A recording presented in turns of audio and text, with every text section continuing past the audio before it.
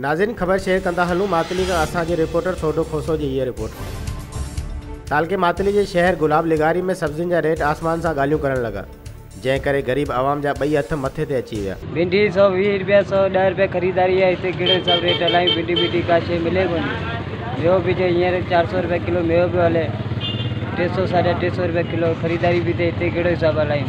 असांखे भाजी तमाम महंगी मिले थी।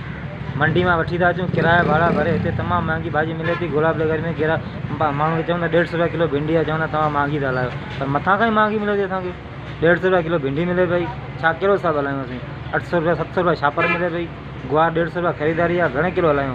40 रुपया पाके वठण तैयार कोन्हे का। टमाटा भी तमाम महंगा आहिनि। जॾहिं त मंडी मालिकनि समेत सब्जी फरोश पंहिंजे मनमानी हथ ठोकिया रेट लॻाए आवाम खे ॿिन्ही हथनि सां लुटण लॻा। ॿिए तरफ़ इंतज़ामिया तरफ़ां का बि रेट लिस्ट नाहे ॾिनी वई जंहिं ते रेट मुक़ररु थियल हुजे।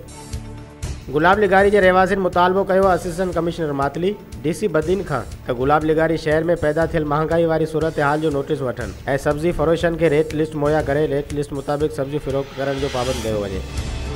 HRJD न्यूज़ में फ़िलहाल एतिरो ई। वधीक ख़बरुनि अपडेट जे लाइ ॾिसंदा रहो HRJD न्यूज़।